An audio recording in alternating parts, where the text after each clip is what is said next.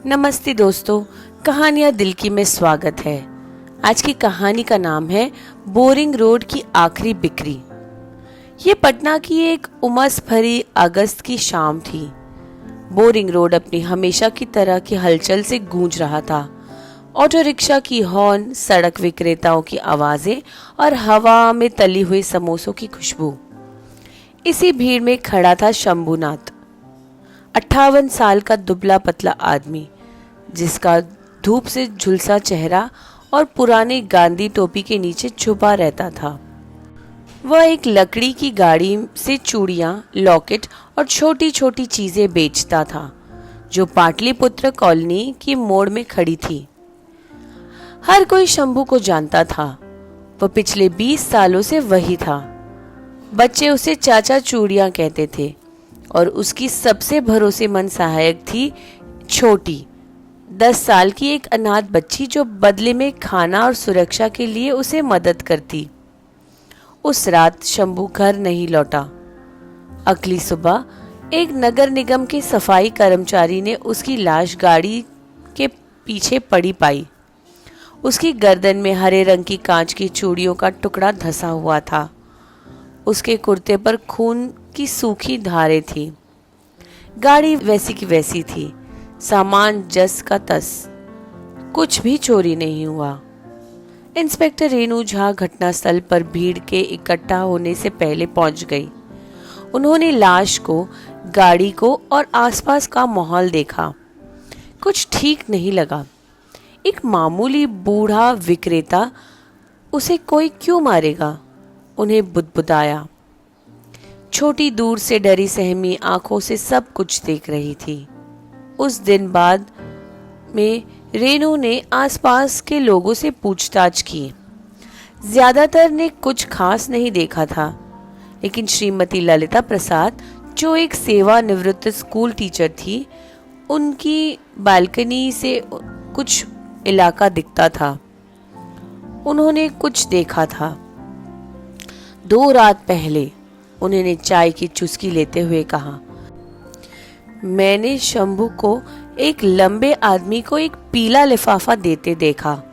वह आदमी एक सफेद एसयूवी में आया था।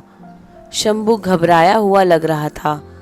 वो आदमी चूड़ियां खरीदने वाला तो नहीं लग रहा था। रेणु ने पूछा, गाड़ी का नंबर देखा आपने? नहीं, उन्होंने सिर हिलाया। लेकिन पीछे एक खिड़की पर विकी कंस्ट्रक्शंस का स्टिकर था। विक्रम सिंह उर्फ विकी एक जाना पहचाना नाम था। राजनीतिक संबंधों वाला बिल्डर, जिसकी जमीन हथियाने की कई कहानियां मशहूर थी। वह महीनों में सड़क विक्रेता को हटाने की कोशिश कर रहा था। वहां एक नया मॉल बन सके। शंभू हटने के लिए तैयार नहीं था। रेणु विकी से मिलने उसके आलीशान दफ्तर गई। उसने अनजान बनने की कोशिश की। मैं तो मदद करता हूँ मैडम, हर साल कंबल दान करता हूँ। शंभू जी एक अच्छे इंसान थे। लेकिन थाने लौटते ही छोटी ने रेणु को एक पुराना नोकिया फोन चुपचाप थमाया। उन्होंने कहा था, अगर मुझे कुछ हो जाए तो इसे संभाल कर रखना, उसने धीरे से कहा। रेणु ने फोन चार्ज किया। एक वीडियो फाइल चमकी। धुंधली क्लिप में शंभू एक आदमी से बहस कर रहा था। विकी का ड्राइवर, उसकी आवाज और सोने की घड़ी पहचान में आ गई। तुमने कहा था ये पत्थर पूजा के हैं, शंभू ने कहा, पर मुझे पता चला है ये पुरानी धरोहर है। मैं अब इसे नहीं बेचूंगा। ड्राइवर ने उसे पकड़ लिया।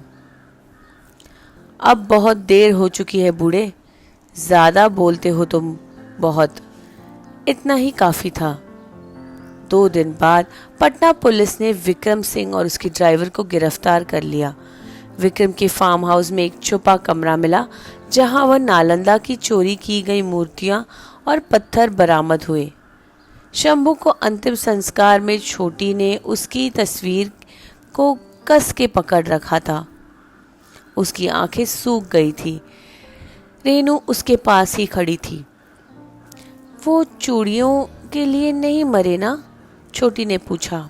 नहीं, रेनू ने धीरे से कहा। वह मरे क्योंकि उन्होंने अपनी आत्मा नहीं बेची।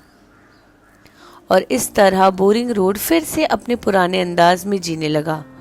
लेकिन जहां शंभू की गाड़ी खड़ी होती, वहां एक दीवार पर एक चित्र उभर आया। एक गाड़ी, कांच की चूड़ियां और हिंदी में लिखा था, सत्य के लिए बलिदान।